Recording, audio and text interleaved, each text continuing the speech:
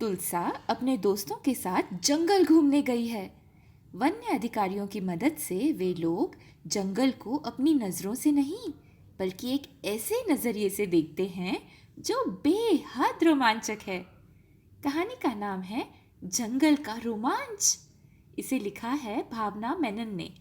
इसका हिंदी अनुवाद किया है पूनम गिरधानी ने। चित्र निकाले हैं कविता सिंह काड़े ने। इसे प्रकाशित किया है प्रथम बुक्स ने। और ये कहानी आपको सुना रही हूँ मैं, आपकी मोनाली मासी, नासिक से। तुलसा की तमन्ना है कि किसी दिन वो भी जंगल की सैर कर सके। उसकी टीचर क्लास में शेर की कहानियाँ पढ़कर सुनाती हैं। उसे जंगल और जानवरों के बारे में सुनना बेहद पसंद है। एक दिन उसकी ये तमन्ना पूरी भी हो गई। खरे चाचा, जो जंगल के बड़े अधिकारी हैं, उन्होंने तुलसा और उसके दोस्तों को कान्हा राष्ट्रीय उद्यान आने का न्योता दिया। तुलसा और उसके दोस्तों की खुशी का ठिकाना ही नहीं रहा। वे सब जंगल में एक पूरा दिन और पूरी रात बिताने वाले थे। स्कूल से जंगल पहुंचने में बस से 4 घंटे लगते हैं। जैसे ही तुलसा बस से उतरी तो किसी ने बहुत ही गर्मजोशी के साथ उससे हाथ मिलाया और फिर उसके बाल सहलाए और आवाज आई, कान्हा में तुम्हारा स्वागत है। ये खरे चाचा हैं। तुलसा और उसके दोस्त रानी, मिट्ठू और दीप्ति एक दूसरे से सट कर खड़े हैं। जरा सूंघो, हवा में हर तरफ पेड़ों और पत्तों की खुशबू बिखरी हुई है, मिट्ठू ने कहा। हवा तो इतनी साफ है जैसे उसे किसी खुशबूदार साबुन से नहलाया गया हो, रानी ने कहा। शाम होने लगी है। खरे चाचा और उद्यान के दूसरे अधिकारी उन्हें जंगल के बारे में बताने लगे, जिसे देखने वो कल जाएंगे। उन्होंने लड़कियों के लिए रिकॉर्ड की हुई जानवरों और पंछियों की आवाज़ें सुनाई, जिन्हें वो सुनकर पहचान रहे थे। पियू, पियू, ये तो मोर है। आउ, आउ, आउ, मुझे पता है ये कांकड़ है। की, की, ये झिंगूर की आवाज़ है। अगले दिन तुलसा सुबह 5 बजे उठी। बहुत ठंड है। सब लोगों ने गर्म कपड़े पहने। एक के बाद एक वे सब बस में सवार हो गए। यहाँ चारों तरफ लंबी लंबी घास उगी हुई है जो घने कोहरे की चादर में छिप गई है, रणवीर अंकल ने उन्हें बताया। वे उनके गाइड थे। तुलसा साफ हवा और ठंडक को अपनी जुबान पर महसूस कर पा रही थी। वो स्वाद ताजगी भरा था, जैसे कि पुदीने का स्वाद। रणवीर अंकल फुसफुसाए, हमारी बस के ठीक बगल में 2 सियार हैं। सब लोग ध्यान लगाकर सुनने लगे। उन्हें लंबी घास में पहले कुछ सरसराने की आवाज आई। फिर जैसे ही दोनों सियारों ने घने जंगल की तरफ दौड़ लगाई तो उनके पैरों से सूखी पत्तियों में चरचराहट होने लगी। रणवीर अंकल एक बार फिर फुसफुसाए, रास्ते की बाईं तरफ सांबर खड़ा है। इस हिरन का रंग भूरा है और इसके सर पर 2 बड़े सींग हैं, जैसी पेड़ों की शाखाएं होती हैं। सब लोग बाईं तरफ से आने वाली आवाज पर अपना ध्यान लगाने लगे। सांबर हुंकार भरते हुए भाग गया।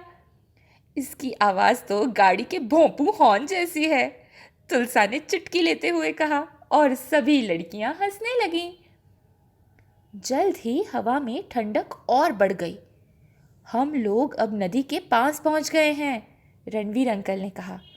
तुलसा पानी की कलकल सुन पा रही थी। पेड़ों से ढेर सारे पंछियों की आवाजें आ रही थी। वो वाला मेरे भाई की तरह सीटी बजा रहा है, रश्मि ने कहा। हाँ रश्मि, ये एक चिड़िया की आवाज़ है जिसे सारिका भी कहते हैं, रणवीर अंकल ने समझाया।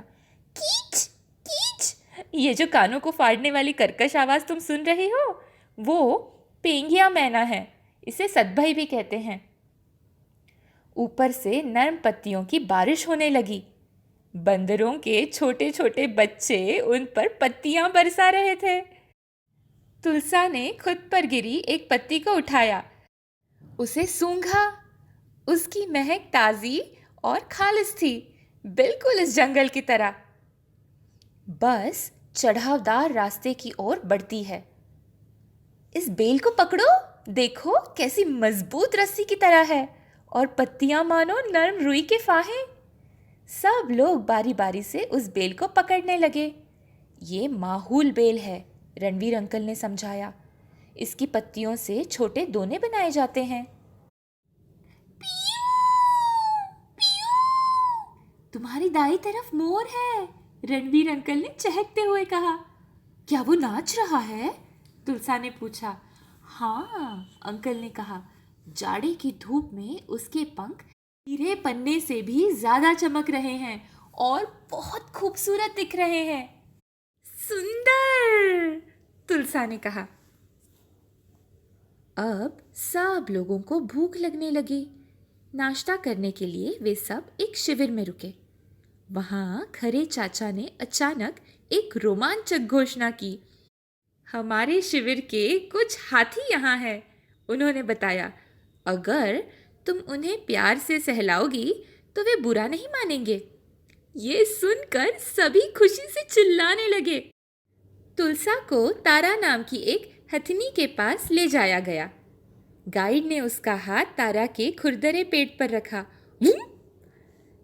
तुलसा को तारा के पैरों की चलने की आहट सुनाई दी। वो अपने हाथों से उसकी मजबूत मांसपेशियों को महसूस कर रही थी। तारा ने धीमे से चिंघाड़ते हुए अपनी सूंड से तुलसा का हाथ छुआ। वो कुछ खाने को ढूंढ रही थी। सूंड के गीलेपन को अपनी हथेलियों पर महसूस कर तुलसा मुस्कुरा उठी। लौटने का वक्त हो चला है। वापसी में वे लोग एक गौर के पास से गुजरे। गौर घास चर रहा है। भैंस जैसा उसका जिस्म काला है, पर पैरों का निचला हिस्सा सफेद है। ऐसा लग रहा है मानो गौर ने मोजे पहन रखे हैं, रणवीर अंकल ने कहा। गौर के पैर में मोजे? ये सोचकर सब लोग हंसने लगे। तभी हवा को चीर देने वाली एक तेज और भारी आवाज सुनाई दी। गुर्राने की आवाज दोबारा आई। बाघ यहाँ से काफी दूर है, अंकल ने बताया, लेकिन लगता है उसने तुम्हें देख लिया है और शायद वो तुम्हें यही बताना चाह रहा है। खुशी खुशी बच्चों ने जंगल को अलविदा कहा। बच्चे अब ये जान गए थे कि जंगल को सिर्फ आंखों से ही नहीं बल्कि कान, नाक और उंगलियों से भी देखा जा सकता है। और वे दोबारा कान्हा राष्ट्रीय उद्यान आने को बेताब थे। क्या आपको पता है, ये एक सच्ची कहानी है। जनवरी 2017 में लास्ट विल्डरनेस फाउंडेशन ने कान्हा के वन विभाग के साथ मिलकर 23 नेत्रहीन बच्चों के लिए एक शिविर आयोजित किया था। यह बच्चे जबलपुर के अनन्य मानव साई समिति के छात्र थे। इन बच्चों को जंगल की सैर पर ले जाया गया, जहां इन्होंने अपनी कमाल की संवेदक क्षमताओं के बल पर जंगल का आनंद उठाया।